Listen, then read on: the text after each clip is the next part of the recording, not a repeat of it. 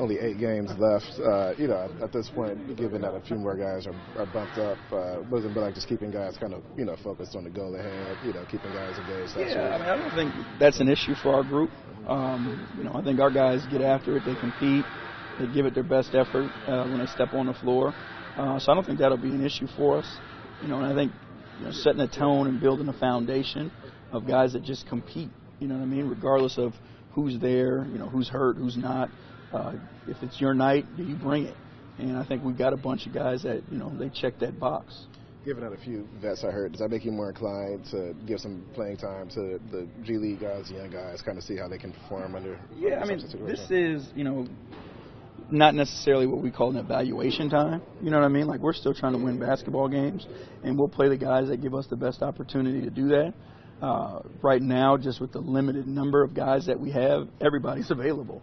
You know what I mean? Like, Julian and Yuta, Javon, they all get a sniff at it because we need them. And we need them to compete. We need them to give us their best effort, execute, offensive and defensive game plan and assignments. But, again, we're trying to, build the foundation where winning is a priority. So we're going to put guys on the floor to help us compete to win.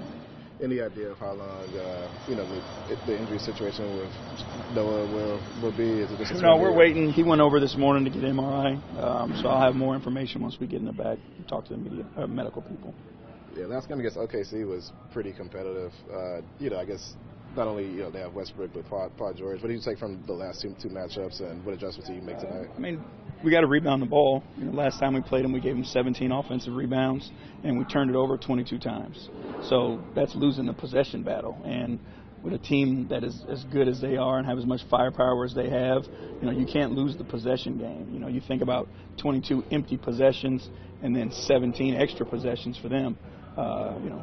We were lucky to be in that game, and it just, shows how hard our guys were competing and how they were getting after it. But you can't afford to make those mistakes again. Jonas Valanciunas, I think he averaged 22 points, 17 rebounds last week. For a guy who comes in mid-season and the production he's had so far, is this, maybe what you saw he was capable of when you traded for him, or some of this like maybe a surprise? Yeah, I don't think we thought he was going to come in and get 22 and 17. But we knew there was a skill set there, and we knew there was talent there. As a staff, give Vitali some credit there, too. He's helped him bring it out, and they've worked together a ton. And, just putting him in positions where he can be successful and giving him the freedom to go out and do his thing. He's an elite big when it comes to his post-up game and his ability to rebound the ball. And we just let him loose and give him confidence and give him freedom to do his thing. And I think we've seen fruits from it.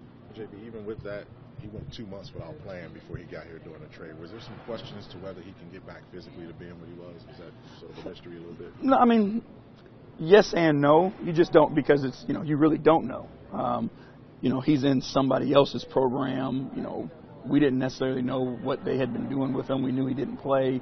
We knew that, his conditioning and things like that, he was going to be challenged on the court, but you just didn't know what was going on behind the scenes. You knew what type of person he was. You obviously do background and find out as much information as you possibly can. And we knew that he was a hard worker. We knew he was a guy that would get after it. So there wasn't an expectation that he wasn't going to be prepared when his number was called. But, when you don't see a guy, you just don't know. But you go off the trust of people that you do know and, the character that he has, that he's going to be prepared, and he was.